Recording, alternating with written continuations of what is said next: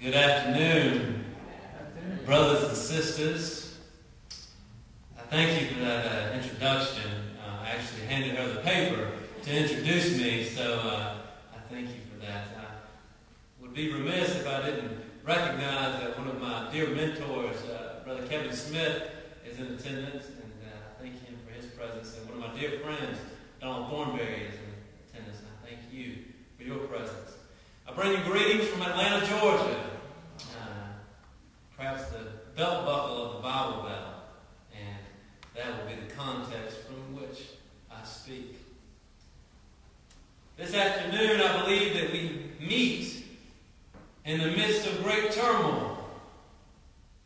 We meet in the midst of darkness on the weather, but we also meet with darkness in our hearts, darkness in our world, and so often that darkness that we can't see through, darkness that causes us to be afraid. Indeed, humanity is a bewildered people presently. We look to the horizons and we see war. We have our soldiers currently in Afghanistan and Iraq, being killed. We, on Christmas Day, our lives are interrupted with news that a bomber was on one of our airlines. And yet we gather. We look to the economy. We can't put a lot of hope there. Stock market is looking dismal. No hope. We look to our homes, a place in which we are able to live and raise our families, yet due to our economic troubles, people are being tossed out of their homes. The houses that are left seem to be avenues of violence, and yet still we gather. We look to our streets, and we see the hungry. We look to our ghettos. We see those who have no education. We look to our government. We see corruption. And yet, still we gather. Indeed, brothers and sisters, evil surrounds us.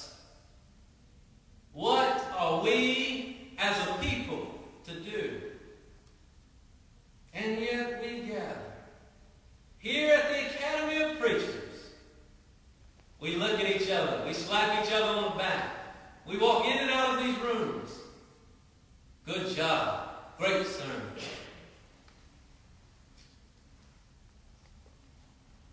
We seek the great weapons of truth.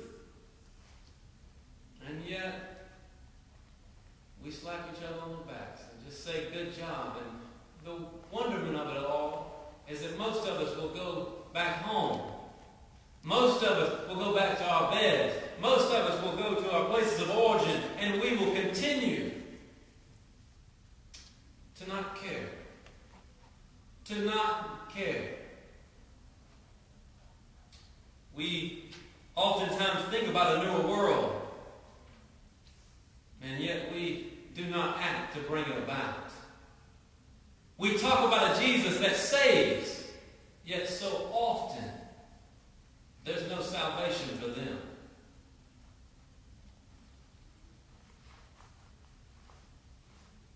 And so, this afternoon, we approach that great climax of human history, looking for hope. The resurrection of our Lord Jesus Christ. We look to the empty tomb for strength. We look to the empty tomb for a way forward. Indeed, without the empty tomb, how do we move forward? How do we know where to go?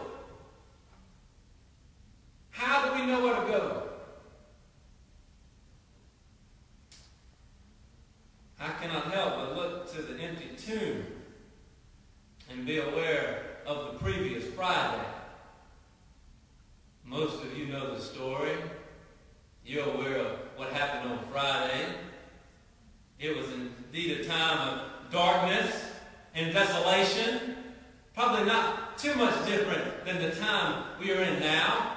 We had a people who were oppressed and a people who were oppressing. We had systems that were set up to keep people down and people in power who gave no hands up.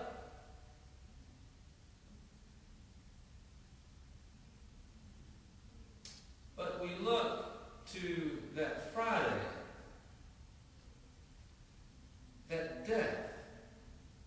We look to Jesus, extended on that cross, nails in hands, nails in feet, for redemption. Redemption, brothers and sisters, redemption. But so often, we look for redemption for ourselves. We look for redemption for our selfish piety.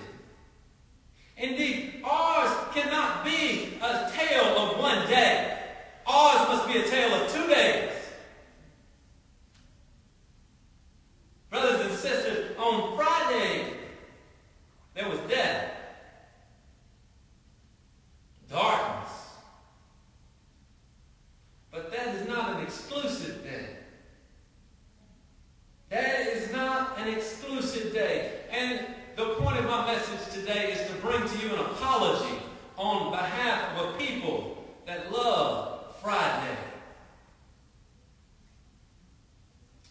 I have been reared an evangelical. I go to an evangelical church and consider myself to be an evangelical.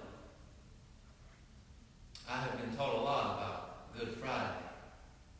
I have been taught a lot about the atonement.